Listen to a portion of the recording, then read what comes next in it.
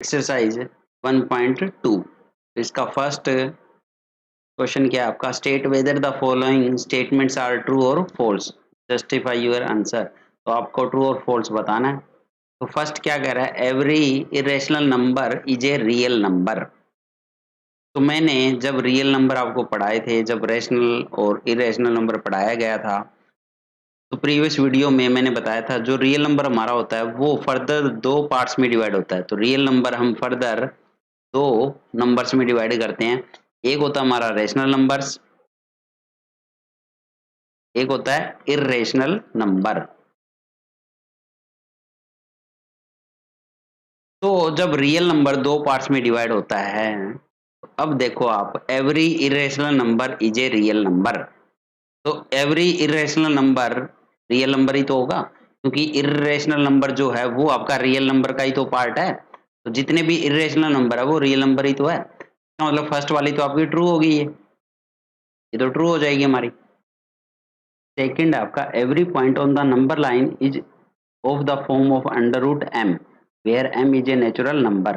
तो देखो अब ये क्या कर रहा है, ये कह रहा है कि नंबर लाइन पे जितने भी पॉइंट होते हैं हमारे, इस नंबर लाइन पे जितने भी पॉइंट लाई करते हैं, जैसे ये 0 होता है, ये 1 है, ये हमारा 2 है, ये आपका 3 है, ये आपका 4 है, ये हमारे पॉजिटिव साइड नंबर हो गए।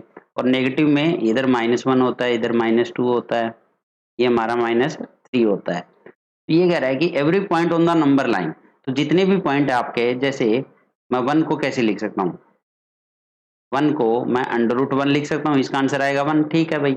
अब √2 ये आएगा आपका 1.4 समथिंग, मतलब कि ये तो चलो √1 का 1 आया तो ये रहा आपका पॉइंट।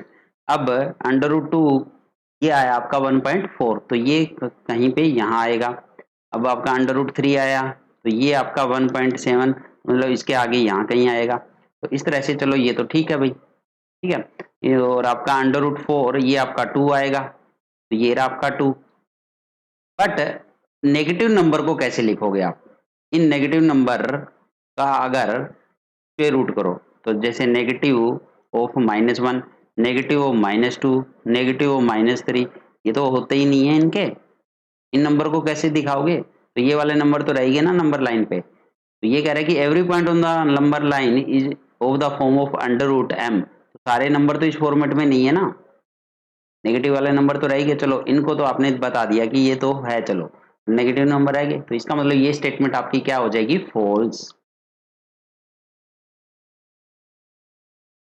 तो इस तरह से ये रीजन दे सकते हो आप इसको, जस्टिफाई योर आंसर। तो ये वाली डायग्राम बना के इस तरह से नंबर लाइन और नेगेटिव नंबर नॉट एग्जिस्ट, ठीक है। तो square root of negative number does not exist करके तो आप यहाँ पे रीजन दे सकते हो ये।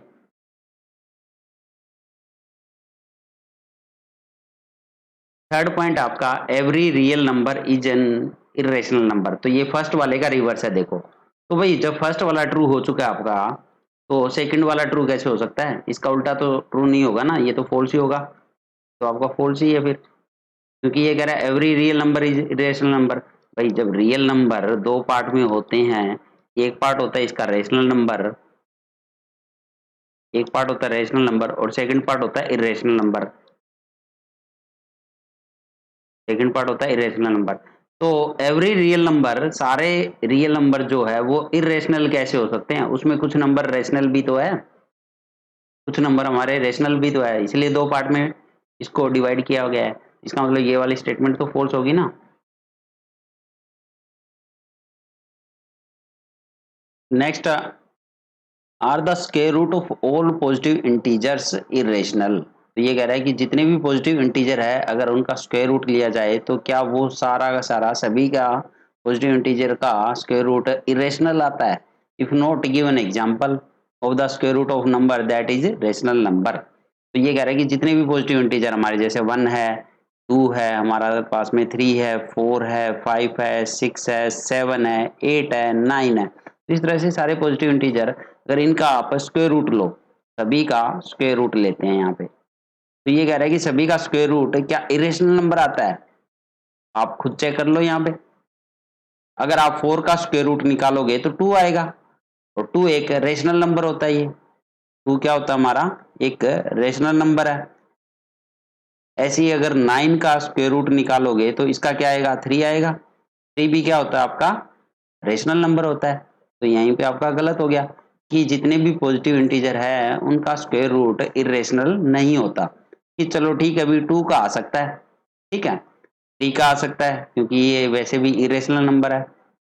बट 4, 9 और इसके बाद आपका आएगा जैसे 16, इसका 4 आएगा। तो ऐसे बहुत सारे नंबर है जिनका स्क्वायर रूट रेशनल नंबर भी आ सकता है। तो इस तरह से आपको कोई एग्जाम्पल भी देना था कि अगर ऐसा नंबर ऐसा नहीं है तो कोई एक एग्जाम्पल दो। तो आपके सामने बहुत सारे एग्जाम्पल है, √4 दिया, जैसे √9 दे दिया, √16 दे दिया। ये इसके सारे आंसर हो जाएंगे आपके।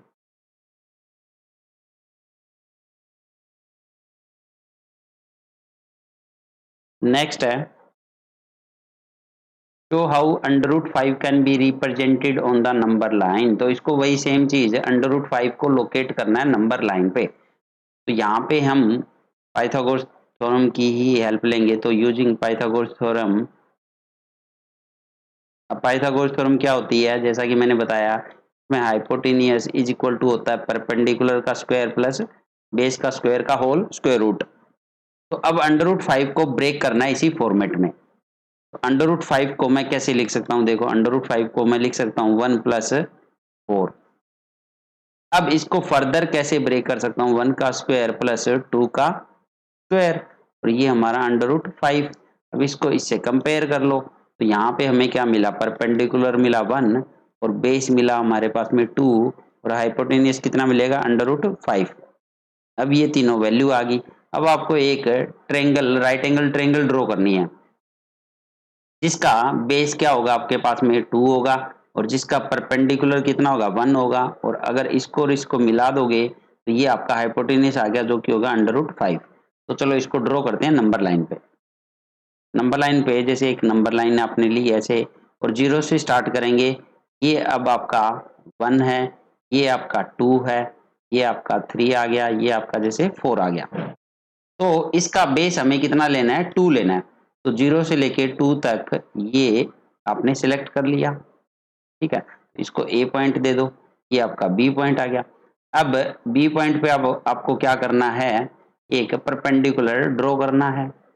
तो परपेंडिकुलर ड्रॉ कंपास से कर लिया और इसकी लेंथ मेजर कर लो 1 यूनिट होनी चाहिए। तो आपका जो ए से लेके 1 तक, 0 से लेके 1 तक ये कंपास से आप इसको मेजर कर लो और इतना बी पे रख के यहाँ पे कट कर दो। ये पॉइंट आपका सी आ गया। अब क्या करना है, ए और सी को मिला देना है। सॉरी, ये मैंने ऊपर की तरफ कर दिया, इसको थोड़ा सा इरेज कर लेते हैं। तो नेक्स्ट ए और सी को मिलाना है हमें। अब ये आपका क्या आ जाएगा √5। ए सी कितना आ गया √5। अब नेक्स्ट स्टेप आपको पता है आपको क्या करना होता है, ए पे आप कंपास रखोगे और सी तक ओपन कर लो उसको। तो सी तक जैसे ओपन करोगे उसके बाद अब आपको यहाँ पे सी से आगे की तरफ बढ़ना है और जहाँ पे ये कट कर रहा है, जहाँ पे इस लाइन को ये कट करेगा, ये पॉइंट जैसे माना यहाँ पे कट कर रहा है, इस पॉइंट का नाम दे दो डी। तो यही पॉइंट आपका क्या प्लॉट कर रहा है, क्या लोकेट कर रहा है √5। ये आंसर हो गया आपका। मतलब एडी की जो लेंथ आई आपकी, एडी की लेंथ ये कितनी है आपकी √5। AD is equal to √5। तो √5 कहाँ पे लाई कर रहा है, इसे लाइन पे कहाँ पे लोकेट कर रहा है, ये डी पॉइंट पे।